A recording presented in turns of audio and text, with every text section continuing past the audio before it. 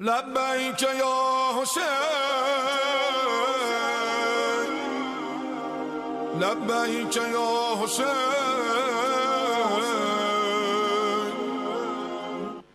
اما بعد فقد قال اللہ تبارک وتعالی فی کتابہ المجید وفرقانہ الحمید وقولہ الحق وما آتاکم الرسول فخذوہ وما نہاکم عنہ فانتہوا صلوات۔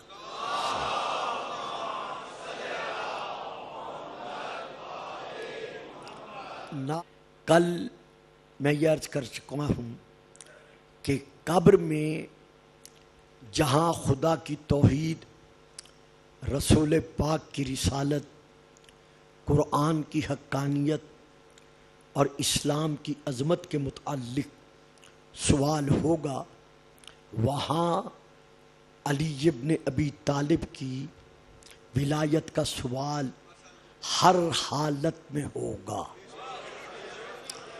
تو میں یہاں پر ایک حدیث کا حوالہ دینے کے بعد اس موضوع کی طرف رخ کرتا ہوں جسے انشاءاللہ چاہتا ہوں کہ مولا توفیق دیں کہ آج کی تقریر میں وہ موضوع کسی حد تک کسی مقام پر پہنچ کر رک سکے۔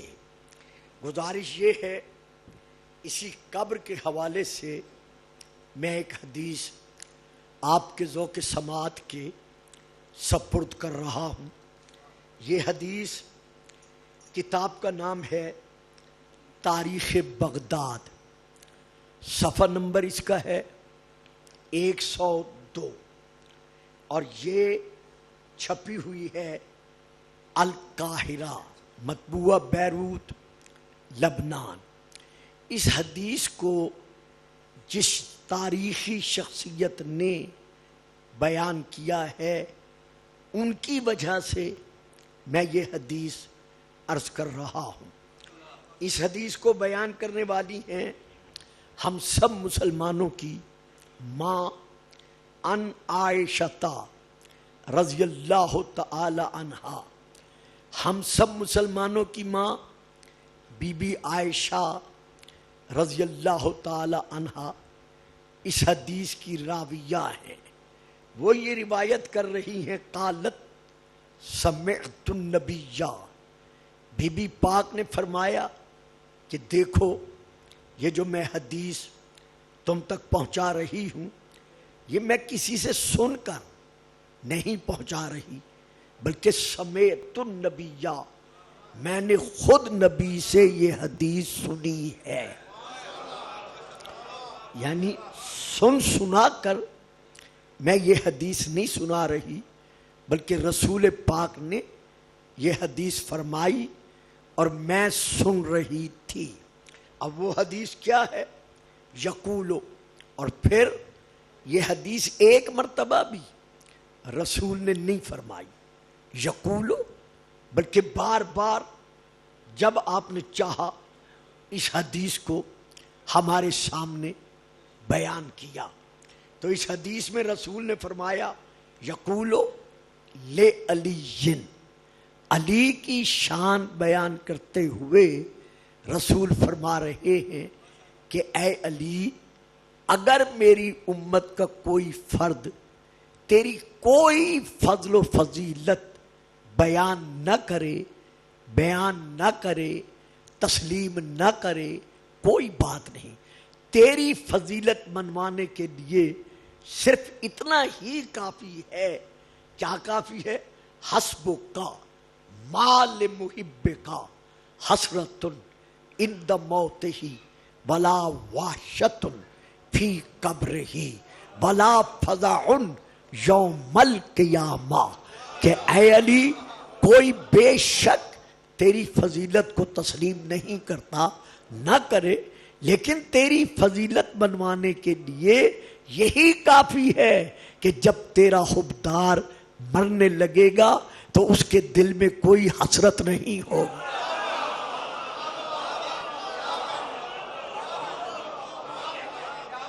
بڑی بات۔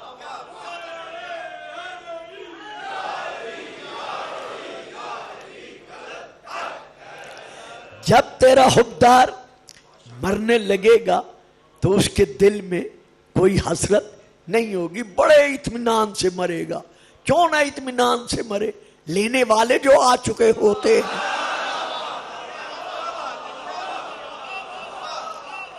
تو وہ اس کے دل میں کوئی حسرت نہیں ہوگی۔ ولا، جس کے لیے میں نے حدیث پڑھی ہے، ولا واشتن فی قبر ہی، اور جب وہ قبر میں سلایا جائے گا تو اس کی قبر میں کوئی اندھیرا، کوئی وحشت، کوئی خوف،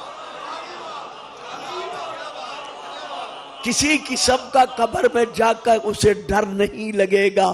بھئی قبر میں تو اسے ڈر لگے گا نا جس کے وارث وہاں نہیں آئیں گے۔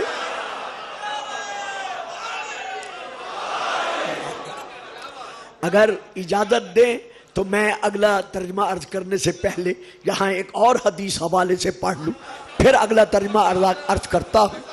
تفسیر الکشاف جلد نمبر 4، حضرت علامہ زمخشری علیہ الرحمہ کی، وہ بھی مطبوعہ بیروت لبنان، اس میں مودت القربہ والی آیت کے تحت انہوں نے 13 آیات لکھی ہیں۔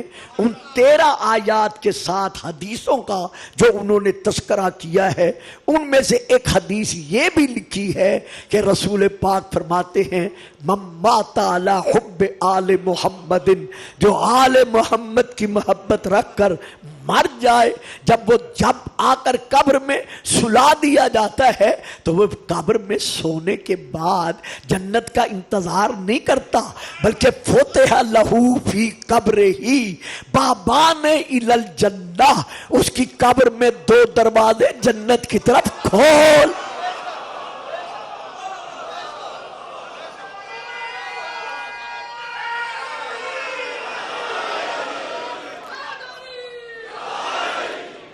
سبحان اللہ۔ تو اب میں پھر اگلے حصے کا حدیث کا ترجمہ کر رہا ہوں کہ ولا فزع یوم القیامہ، اور قیامت کے دن اسے کسی قسم کے عذاب کا ڈر خوف نہیں ہوگا۔ تو یہ ڈر تو انہیں ہوگا نا کہ جن کا امام قسیم الجنت بنار نہیں ہوگا۔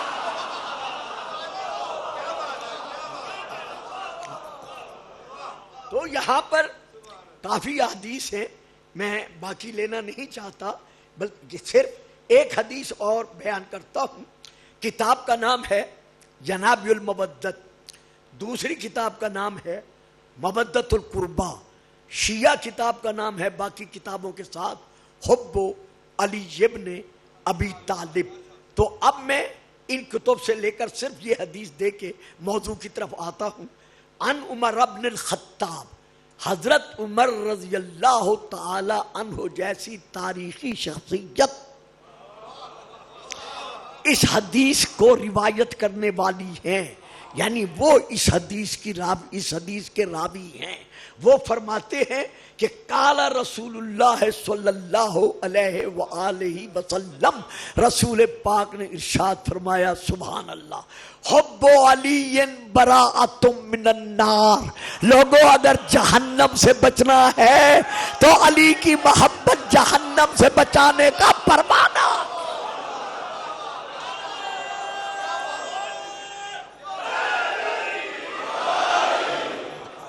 کہ سب سے پہلے ہم دیکھتے ہیں قرآن کا فیصلہ، اور اس کے بعد آئیں گے احادیث کی طرف، اور انشاءاللہ ان احادیث میں سے ایک بھی شیعہ کتاب کا حوالہ نہیں دیا جائے گا، مکمل طور پر بیان کیا جائے گا کہ رسول پاک ہی نے، صرف رسول ہی نے علی کو اپنا وصی نہیں بنایا، بلکہ اللہ نے وصی بنا کے بھیجا۔ لیکن اس کے لیے مجھے لاہور کا انتظار تھا، تو الحمدللہ خدا نے مجھے اتنی زندگی بخشی کہ میں آپ کے چہروں کی زیارت سے مشرف ہو رہا ہوں۔ میں سب سے پہلے سورہ نمبر 33 کی آیت پڑھ رہا ہوں۔ آیت نمبر ہے 62۔ اس میں اللہ ارشاد فرما رہا ہے وَلَن تَجِدَ لِسُنَّتِ اللَّهِ تَبْدِيلًا، کہ اللہ کی سنت میں تو کسی قسم کا تغیر و تبدل نہیں پائے گا۔ سنت سے مراد کیا ہے؟ اللہ کے بخشے ہوئے قوانین میں تو کسی قسم کا تغیر و تبدل تبدیلی نہیں پائے گا۔ یہ تمہارے قانون نہیں ہیں جو تمہارے ذہن کے مطابق بدلتے رہیں یا تمہاری نظریہ ضرورت کے تحت بدلتے رہیں، نہیں، اللہ کا قانون اٹل ہے، محکم ہے، وہ کبھی تبدیل نہیں ہوتا۔ تو ہم اسی مسیح کے موضوع پر اللہ کا قانون دیکھتے ہیں کہ اللہ کا قانون کیا ہے۔ تو جب ہم نے اس کو تلاش کرنا شروع کیا تو ہم نے یہ سفر آغاز کیا، اس سفر کا حضرت آدم صفی اللہ سے۔ کتاب کا نام ہے تاریخ طبری۔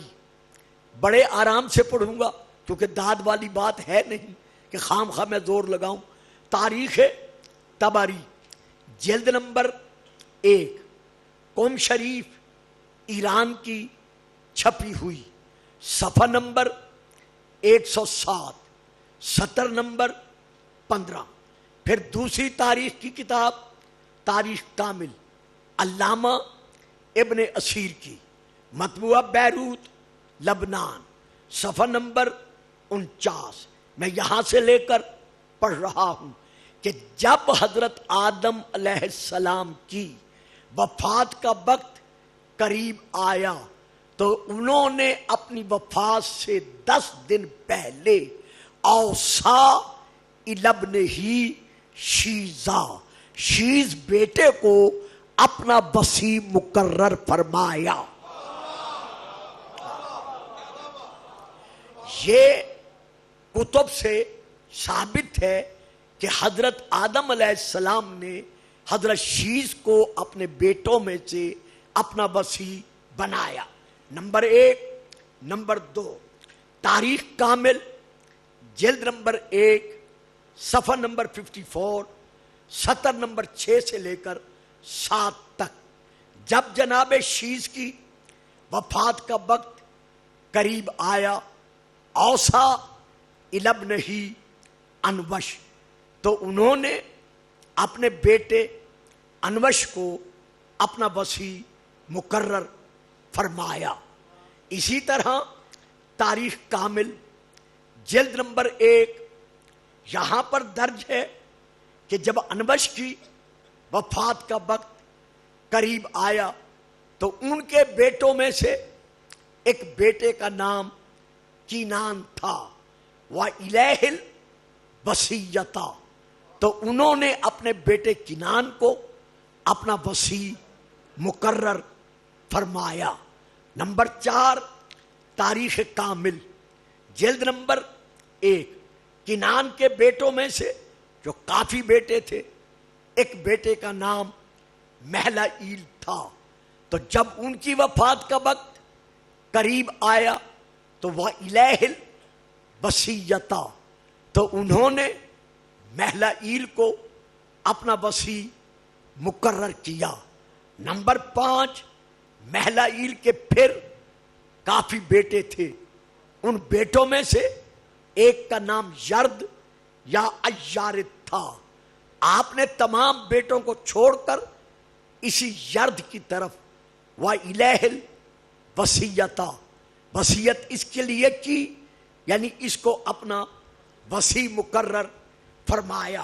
نمبر 6، اسی یرد کے بیٹوں میں سے ایک بیٹے کا نام ہنوخ تھا۔ یہ ہنوخ اسی نبی کا نام ہے جسے حضرت ادریس کہا جاتا ہے۔ حضرت ادریس کے ساتھ ان کے اور بیٹے بھی موجود تھے، لیکن وہ الہل وصیتا، انہوں نے بھی جناب ادریس کو اپنا وصی مقرر کیا۔ دیکھا نا، میں نے کہا تھا نا چپ رہیں گے آپ سے، درود تو پڑھتے صلاح۔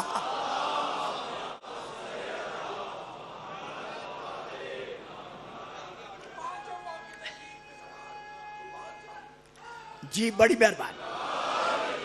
ان کے بعد ہنوخ کے بیٹوں میں سے ایک بیٹے کا نام متشلخ تھا۔ تو یہ تاریخ کامل جلد نمبر 1۔ جب متشلخ کی وفات کا وقت قریب آیا تو انہوں نے اپنے بیٹوں میں سے جس بیٹے کا نام لمک تھا، اسی لمک کا نام لاہمے بھی ہے، اسی لمک اور لاہمے کا نام لامک بھی ہے، اور یہ حضرت نوح کے والد ہیں۔ تو متشلخ نے تاریخ کامل جلد نمبر 1 وصیت کی اسی اپنے بیٹے حضرت لمک یعنی حضرت نوح کے والد کی طرف۔ تو جب یہ وصیت ہو چکی تو آخر وہ وقت آیا کہ اسی لمک نے پھر یہی تاریخ کامل جلد نمبر 1 وصیت کی جناب نوح کے طرف، اور ان کو انہوں نے اپنا وصی مقرر فرمایا۔ کامل جلد نمبر 1۔ جب حضرت نوح کی وفات کا وقت قریب آیا، اوسا الابنہ ساما، تو ان کے 4 بیٹے تھے، 3 کو چھوڑ کر انہوں نے اس چوتھے بیٹے کو اپنا وصی مقرر فرمایا۔ اب اس کے بعد نمبر 10، کتاب کا نام روضۃ الصفا، مطبوعہ نبل کشور لکھنؤ۔ یہ عربی میں نہیں ہے، یہ فارسی میں ہے۔ اس میں یہ درج ہے جلد نمبر 1 صفحہ نمبر 42۔ اس میں یہ درج ہے کہ حضرت ابراہیم نے حضرت اسماعیل کو عرب کے علاقے میں اپنا وصی مقرر فرمایا، لیکن جہاں تک تعلق ہے شام کے علاقے کا، وہ اسحاق را در دیار شام ولی عہد و خلیفہ خود گردانید۔ شام کے علاقے میں حضرت ابراہیم نے اسحاق کو اپنا وصی اور اپنا ولی مقرر فرمایا۔ یعنی کسی نبی کی امت نے کسی نبی کا وصی مقرر نہیں کیا۔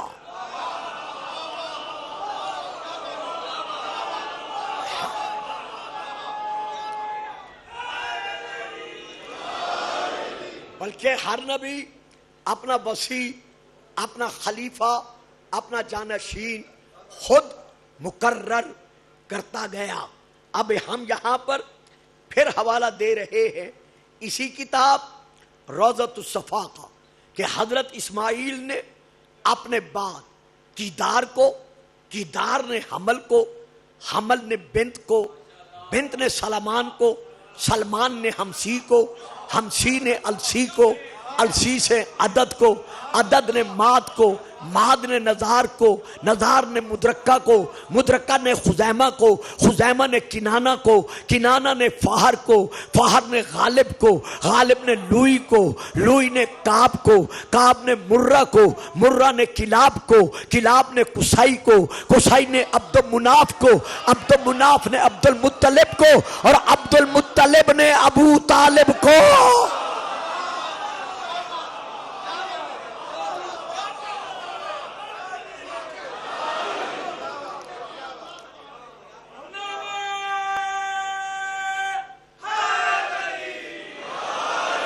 یہی روضۃ الصفا صفحہ نمبر 45۔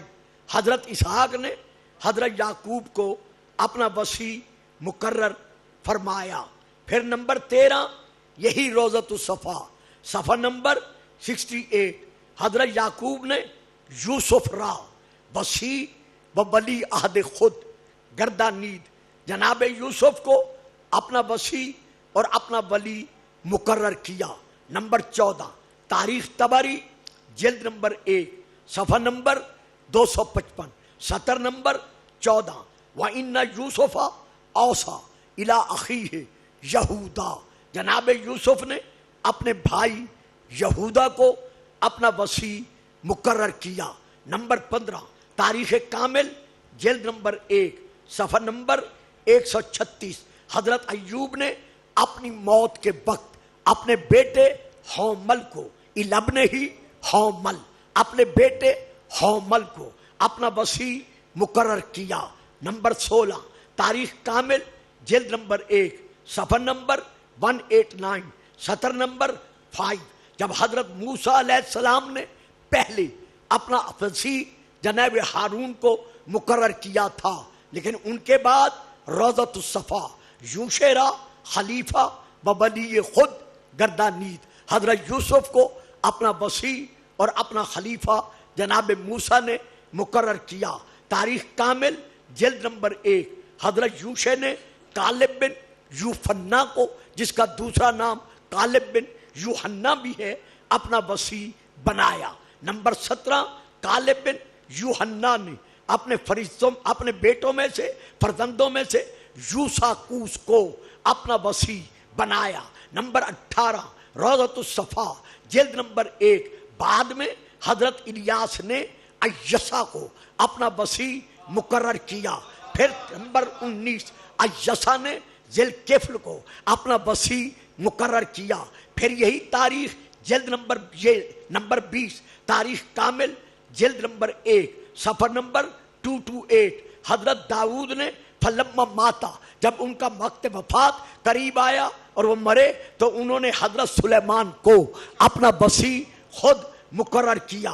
روضۃ الصفا جلد نمبر 1 صفحہ نمبر 136۔ جب حضرت عیسیٰ اوپر اٹھائے جانے لگے تو آپ نے اپنے تمام صحابیوں کو، تمام حواریوں کو جمع کیا، اور انہیں جمع کر کے آپ نے کچھ وصیتیں کی، اور ان وصیتوں میں سے ایک وصیت یہ بھی تھی الجملہ وصایا عیسیٰ یک آبود۔ ایک وصیت یہ تھی کہ خدا تعالی مرا امر فرمودہ است کہ شمعون را بر شما خلیفہ گردانم و حواریان خلافت بے قبول کردند۔ معلوم ہوا کسی نبی نے اپنی مرضی سے اپنا وصی نہیں بنایا، بلکہ اللہ حکم دیتا گیا، وہ وصی بناتا۔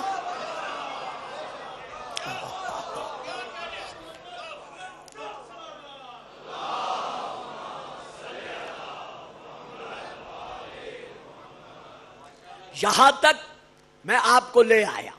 اب احادیث کے سلسلے سے پہلے سب سے پہلے ایک حدیث پڑھ کر پھر میں کتب کی طرف رجوع کرتا ہوں۔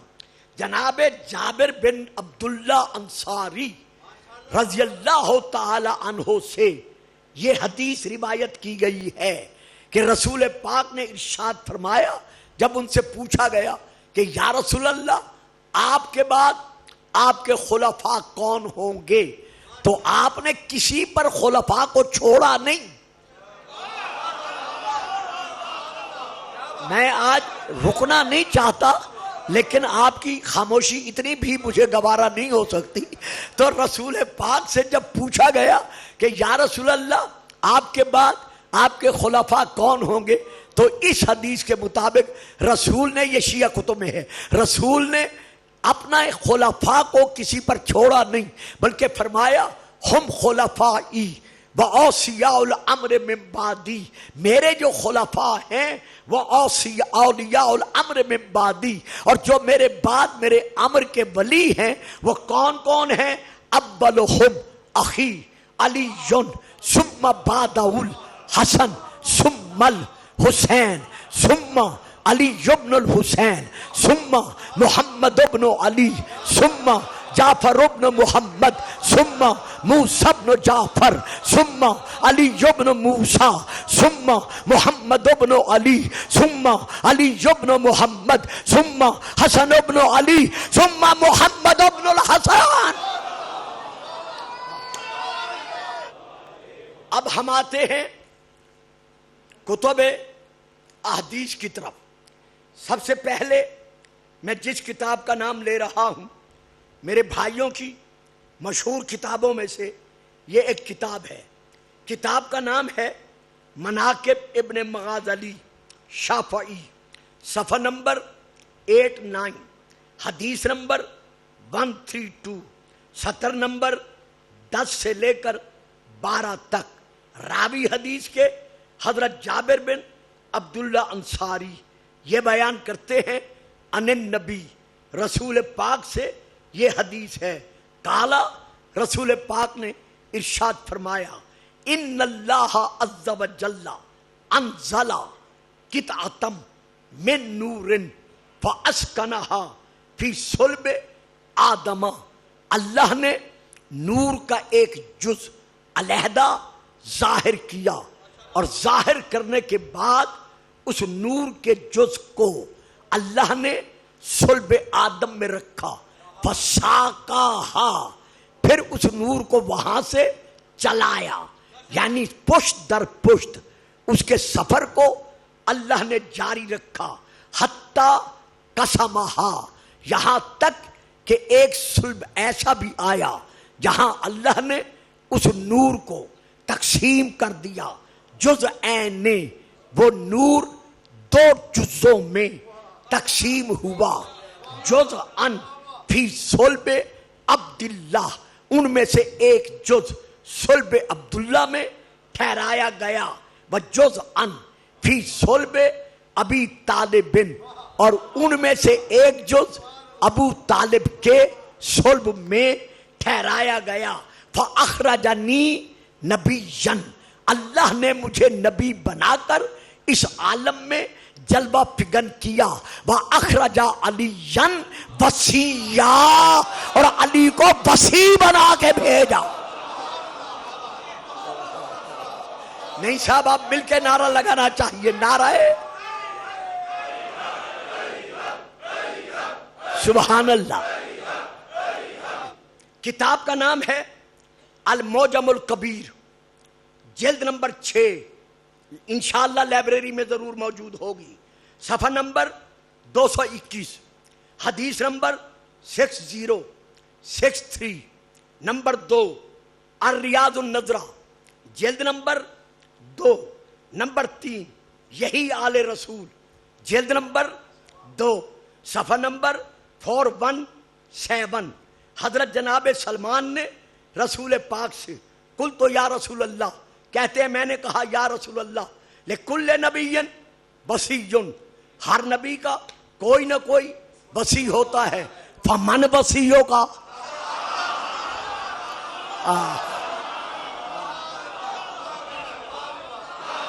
فمن وصیوں کا، تیرا وصی کون ہے؟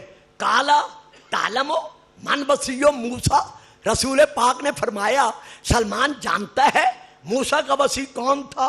قل تو میں نے کہا نام یوشع بن نون، یوشع بن نون، کالا لما، فرمایا کیوں باقی سب کو چھوڑ کر تو نے یوشع کا نام کیوں لیا ہے؟ قل تو لأنہ کان عالمہم، کہا میں نے اس لیے نام لیا ہے کہ جناب موسیٰ کی تمام قوم اور امت میں سے اگر کوئی سب سے بڑا عالم تھا، ہائے ہائے ہائے، کانا عالمہم، ان سب میں سے اگر کوئی عالم تھا تو وہ صرف یوشع بن نون تھا۔ تو رسول نے فرمایا سلمان جب تو جانتا ہے کہ نبی کی امت میں سے کوئی مفضول اس کا وصی نہیں ہو سکتا، بلکہ وہی ہوتا ہے جو علم میں سب سے زیادہ افضل ہو، تو سن، کالا نبی نے کہا سن، فَإِنَّ وَصِيِّ، مولانا پہلے وصی ہے۔ آپ فرماتے ہیں رسول قرآن کے علاوہ کسی کو وصی بنا کر نہیں گئے، جتنی میں حدیثیں پڑھ رہا ہوں لفظ وصی بیچ میں موجود ہے، فَإِنَّ وَصِيِّ، پس تحقیق میرا وصی، وَمَوْضِعَ سِرِّ، میرے رازوں کا رازدار، وَخَيْرَ مَنْ أَتْرُكُ بعدی، جنہیں جنہیں چھوڑ کے جا رہا ہوں میرے بعد ان سب سے افضل۔ ہائے ہائے ہائے،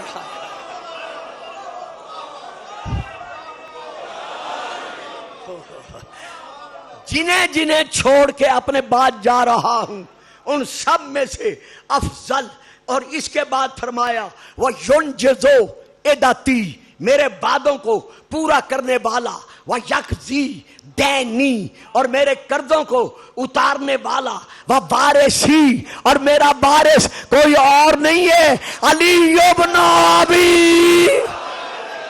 کہ جب اللہ کی طرف سے یہ حکم نازل ہوا وَأَنذِرْ عَشِيرَتَكَ الْأَقْرَبِينَ، کہ میرے حبیب اپنے قریبیوں کو ڈرا، تو اب یہاں پر تاریخ کامل جلد نمبر 2 صفحہ نمبر 63، تاریخ طبری جلد نمبر 2، اس کا بھی اتفاقاً صفحہ نمبر 63، اس میں یہ موجود ہے یہ تشریح کہ رسول نے علی سے فرمایا کہ علی جاؤ ہاشمیوں کو بلا کے لے آؤ۔ اب جناب علی گئے، بلا کے لے آئے، میں تفسیر میں نہیں جاتا، آپ سب کو تفسیر یاد ہے جو میں کافی بیان کر چکا ہوں۔ علی بلا کے لے آئے، پہلا دن گزرا، دوسرا گزرا، تیسرا دن آیا، رسول پاک نے حضرت ابو طالب کی مدد کے ساتھ، اعانت کے ساتھ کھڑے ہو کر خطبہ پڑھا۔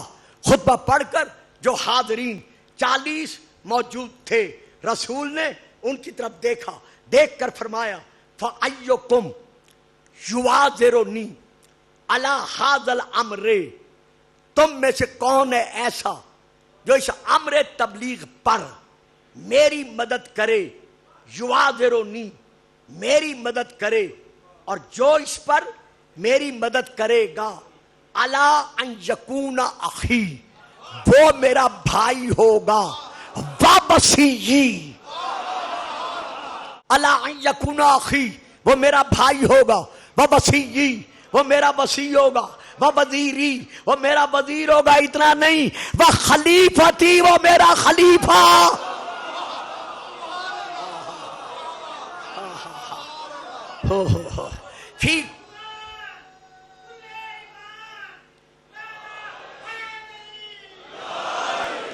فیکم بعدی، وہ میرے بعد تم میں میرا خلیفہ ہوگا۔ کوئی نہیں اٹھا، کوئی نہیں اٹھا، کوئی نہیں اٹھا، 13 سالہ علی اٹھا، جس نے سینے پہ ہاتھ مار کر کہا یا رسول اللہ میں حاضر ہوں۔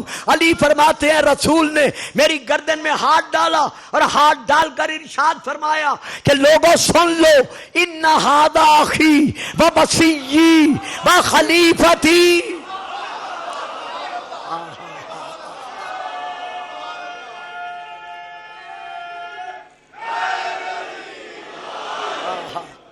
اب رسول کا پہلا وصی ثابت ہو گیا نا ثابت، میں نے شیعہ کتابوں کا حوالہ نہیں دیا۔ دوسرا وصی کون ہے؟ امام حسن۔ تیسرا وصی پہلے میں حدیث پڑھ چکا ہوں، امام حسین۔ اب اللہ کا کام ہے دین بنانا، نبی کا کام ہے دین پہنچانا، اور نبی کے وصی کا کام ہے دین بچانا۔ یہی وجہ ہے جب دین اسلام پر وقت آیا تو اس کو بچانا حسین کا وظیفہ تھا۔ اپنا وظیفہ نبھانے کے لیے سیدہ کا لال، بطول کا بیٹا کربلا کے میدان میں پہنچا۔ یوم عاشور سن 61 ہجری چن چن کر اسلام کو بچانے کے لیے حسین نے قربانیاں دینی شروع کی۔ آخر قربانیاں دیتے دیتے ایک وقت ایسا بھی آیا کہ سر سے لے کر پاؤں تک خون میں ڈوبے ہوئے حسین نے ندا دے کر کہا حل من ناصرین، مرحبا مرحبا مرحبا، ینصرنا، ہے کوئی تم میں سے جو میری مدد کرے؟ جو میں نے پڑھا ہے کتب مقاتل میں وہ یہی ہے کہ ادھر حسین کی ندا گونجی، جواب میں کسی نے تیر مارا، کسی نے نیزہ مارا، کسی نے پتھر مارے، لیکن صرف اتنا نہیں، ایک جواب اور بھی تھا۔ کس کا؟ رباب کی گود کے پلے ہوئے 6 ماہ کے علی اصغر کا، کہ بابا ان سے مدد کیوں مانگ رہا ہے؟ ابھی تو علی کا چھوٹا علی موجود ہے۔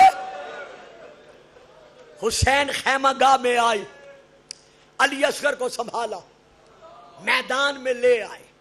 جب میدان میں لائے، اب شہادت کا ایک آدھ جملہ پڑھنے سے پہلے میں زیارت ناہیہ میں سے اپنے 12ویں آقا کا نوحے کا فقرہ پڑھ رہا جو انہوں نے جناب علی اصغر کے غم میں نوحہ پڑھا ہے. میں اس نوحے کا ایک کلمہ سنا رہا.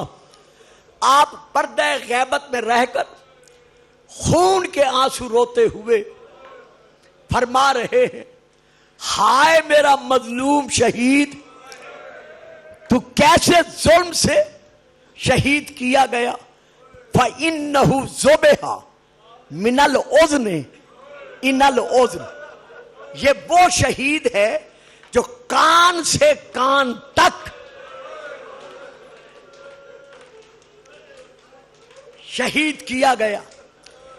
پوری زیارت ناہیہ آپ پڑھ لیں، گھروں میں، مسجدوں میں، امام بارگاہوں میں موجود ہے. میرے 12ویں آقا نے کسی شہید کے لیے یہ نہیں کہا سوا شہزادہ علی اصغر کے کہ ایک کان سے دوسرے کان تک شہید کر دیا گیا. یعنی تیر لگا اس کان پر، یہاں سے لگ کر اس کان سے. پھر امام نے اپنے ایک اور فرمان میں نوحے کے جملے میں اس کی وضاحت بھی کر دی ہے. وہ وضاحت یہ کی ہے، فَذُبِحَ مِنَ الْبَرِيدِ إِلَى الْبَرِيدِ، کہ جتنی رگیں تھیں پہلی رگ سے لے کر آخری رگ تک اصغر تیر ستم سے شہید کر دیا گیا. کہ 3 محرم سے لے کر 10 محرم تک یہ وہ صغیر ہے جو بھوکا اور پیاسا رہا. رونے والوں، جب اسی اصغر کو حسین میدان کربلا میں لے آئے تو اب میں کتاب کا حوالہ دے رہا ہوں، کتاب ابن مخنہ.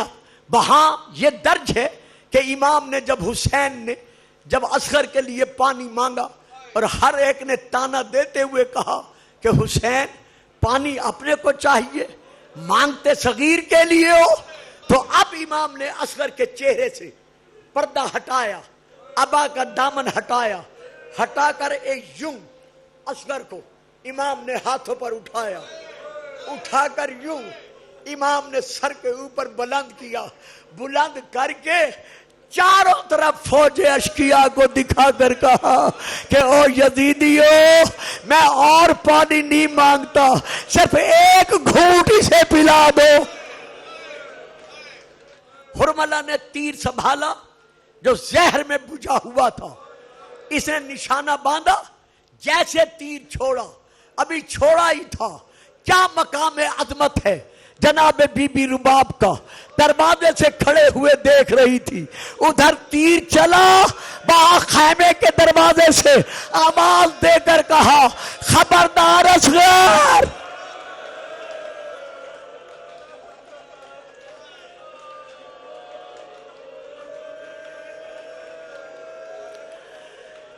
میرا لال گردن نہ ہٹانا، تیرے بابا کو تیر نہ لگنے پائے، بی بی بطول ناراض نہ ہونے پائے. ہے نہیں، کتاب میں نہیں ہے یہ فکرہ، یہ میں پڑھ رہا ہوں.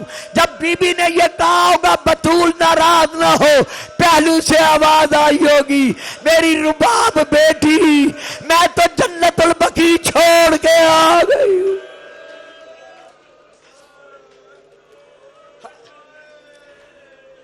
ایک بات مجھے بتا دو، پھر میں مصائب کا ایک آدھ جملہ اور پڑھ کے شبی برآمد کراتا ہوں. میں آپ سے ہاتھ باندھ کے پوچھ رہا ہوں، 6 مہینے کے بچے کے لیے، اس کو اذیت پہنچانے کے لیے کتنے بڑے ہتھیار کی ضرورت ہے؟ میں نے پڑھ دیا، آپ نے سن لیا. میں چاہتا تھا میں اس کی تشریح نہ کروں، آپ چپ کر گئے. مجھے ہمیشہ جب بھی کسی کو ذبح کیا جائے ہتھیار مذبوح کے مطابق ہوتا ہے. یعنی جب آپ کسی پرندے کو ذبح کریں گے تو ہتھیار اس کے مطابق ہوگا. جب جانور کو ذبح کریں گے تو ہتھیار اس کے مطابق ہوگا.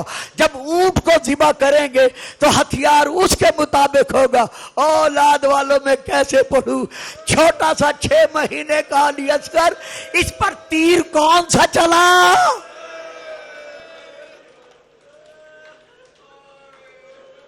کتب میں یہی درج ہے. 3 نوکوں والا تیر تھا، زہر میں بجھا ہوا تھا، اور یہ تیر میدان جنگ میں شاہ سواروں پر، جوانوں پر نہیں چلایا جاتا تھا، بلکہ یہ تیر ان کے جانوروں پر، ان کو گرانے کے لیے چلایا جاتا تھا.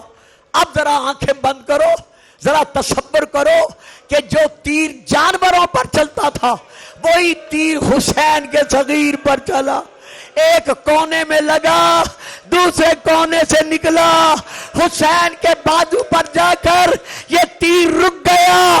علامہ دربندی لکھتے ہیں کہ اگر حسین کے بازو پر یہ تیر نہ رکتا تو جہاں تک تیر جاتا وہاں تک اصغر کا لاشا.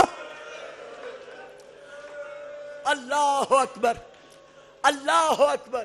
رونے والوں، عزاداروں، مقتل کی کتب میں سے ایک کتاب ہے، اس میں یہ درج ہے کہ یہ پہلا تیر اصغر کے لیے کافی تھا، لیکن ہائے وہ وقت قیامت کہ ادھر اصغر کا چہرہ سر سے لے کر آخر تک خون میں ڈوبا. ادھر بن تمیم نے، جس کا نام حسین بن تمیم ہے، اس ظالم نے ایک تیر نشانہ باندھ کر بھی شفتہ ہے اصغر کے ہونٹوں میں مارا. اب مجھے بتاؤ رونے والوں، عزاداروں، یہ ہے 2 لب، یہ ہے 2 ہونٹ. بابا یہ 2 ہونٹ، یہ 2 لب، تو ایک انگلی کا سہارا بھی ان کے لیے، بدن کے لیے کافی ہوتا ہے. لیکن ہائے ادھر تیر چلا.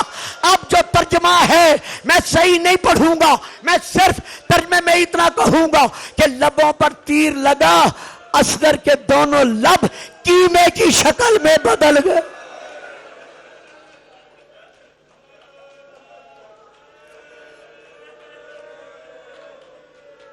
ہے حسین، ہے حسین، ہے حسین.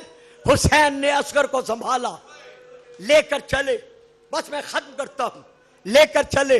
کتاب کا نام ہے معدن الصلحاء، یہاں ضرور موجود ہوگی، چونکہ میرے بھائی مرحوم مقتل مفسر مقتل سادات محمد باز قمی مرحوم مغفور یہ روایت پڑھتے تھے. کتاب کا نام میں لے رہا ہوں.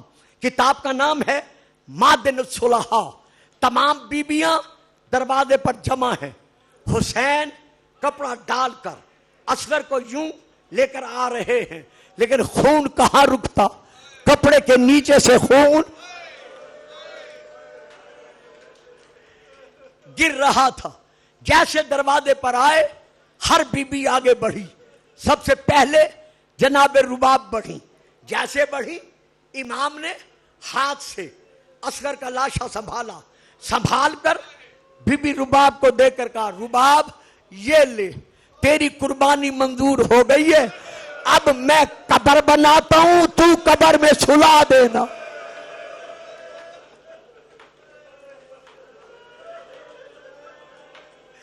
مجھے بتاؤ لاہور والوں، مجھے روتے ہوئے بتاؤ، آج تک کسی ماں نے اپنے بیٹے کو قبر میں سلایا ہے؟ ہائے کربلا. حسین نے خیمے کے دروازے کے آگے قبر کھودی، بچے کی نماز جنازہ بھی پڑھائی. قبر کھودنے کے بعد اصغر کو سنبھالا. یہ علامہ دربندی نے لکھا ہے کہ جب حسین تلوار کے ساتھ اصغر کے لیے قبر کھود رہے تھے تو تلوار سے رونے کی آواز آئی. امام نے پوچھا تلوار کیوں رو رہی ہے؟ کہا مولا میں تیرے گھر کے لیے اس لیے تو نازل نہیں ہوئی تھی کہ تیرے بچوں کی قبریں کھودتی رہوں. قبر تیار ہوئی. امام فرماتے ہیں رباب سلاتا میں ہوں، بچے پر مٹی ٹودا. تمام بیبیاں، تمام بہنیں، تمام مظلومہ عورتیں جمع ہیں. سلایا، علی کے بیٹے نے علی کو سلایا. اب میرے پاس فکریں نہیں ہے. سلا کے کہا رباب مٹی تو ڈال. جب کہا نا تو ڈال، اللہ جانے کیسا کلیجہ تھا، کیسا رونے کا عالم تھا. بی بی نے کربلا کی گرم خاک اٹھائی، عسکر کے پاؤں پہ ڈالی، پنڈیوں پہ ڈالی، اور رونے والوں تصور کرو، میں پڑھ نہیں سکتا، اپنے آپ کو کربلا لے جاؤ. شکم پہ ڈالی، سینے پہ ڈالی، گردن پہ ڈالی. جب چہرے پر ریت ڈالنے کا وقت آیا، بی بی کی دھاڑیں نکل گئی. رو کر کہا زہرا کا لال، بطول کا بیٹا، اب تو جان اور تیرا اصغر جانے، اب میں مٹی نہیں ڈال سکتی.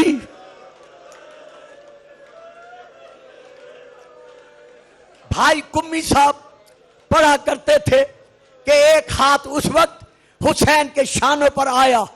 اس ہاتھ نے شانوں پر ہاتھ آنے کے بعد رونے کی ایک مستور کی آواز آئی. کہا حسین حسین اب رباب سے نہ کہنا کہ تو مٹی ڈال. حسین اب میں اس کی دادی آ گئی ہوں، اب میں اس کو سنبھالنے والی آ گئی ہوں. بس آخری فکرہ سنو، میں ختم کروں. ہاتھ باندھ کر شہزاد علی اصغر کا واسطہ دے کر میں عرض کر رہا ہوں، میں شبی جھولا برآمد کراؤں گا. دروازے کے سامنے میں شبی جھولا رکوا دوں گا صدقہ علی اصغر کی شہادت کا. جب تک میں ماتم صغیر نہ کہوں کوئی مومن اپنی جگہ سے کھڑا نہ ہو. صرف 2 سیکنڈ کے لیے میں آپ کو روکوں گا. حسین نے سلا دیا. میں آپ سے اتنا پوچھتا ہوں، بہت رو چکے ہو، بہت گریہ کر چکے ہو، میں آپ سے اتنا پوچھتا ہوں، سلایا تو حسین نے تھا. بس رونے کے لیے یہ فکرہ کافی تھا. اور چھوٹی چھوٹی اولادوں والوں، اور اصغر کے غم میں ماتم کرنے والوں، اور بطول کے پوتے کے غم میں رونے والوں، سلایا تو حسین نے تھا. لیکن قبر سے نکالا کس نے؟ کیا ماں نے نکالا؟ کیا بہنوں نے نکالا؟ نہیں، ظالم کا نیزہ علی اصغر کے سینے میں لگا. نیزے کی نوک پر لاشا آیا، ماں کی طرف رخ پھرا، آواز دے کر کہا اماں اب تو راضی ہے. اصغر کے بعد لے آؤ جھولے کو، شبی کو لے آؤ. بس یہاں روک دو، یہاں روک دو. اب میں مصائب نہیں پڑھتا، میری طرف دیکھو، میں مصائب نہیں پڑھتا. ہاتھ باندھ کر کہتا ہوں ذرا جھولے کو دیکھو، دیکھو جھولے کو کتنا انہوں نے سجایا ہوا ہے، کس انداز میں جھولا سنوارا ہوا ہے. اصغر کی شہادت کے بعد رباب کا سہارا اصغر کا جھولا تھا. لیکن ہائے شام غریبا، جب یہی جھولا آگ لگی، سرد ہونے لگا، رباب نے چیخے مار کر کہا اصغر اصغر اب میں کس کو بلاؤں گی؟ ماتم صغیر، ماتم صغیر. لبیک یا حسین، لبیک یا حسین.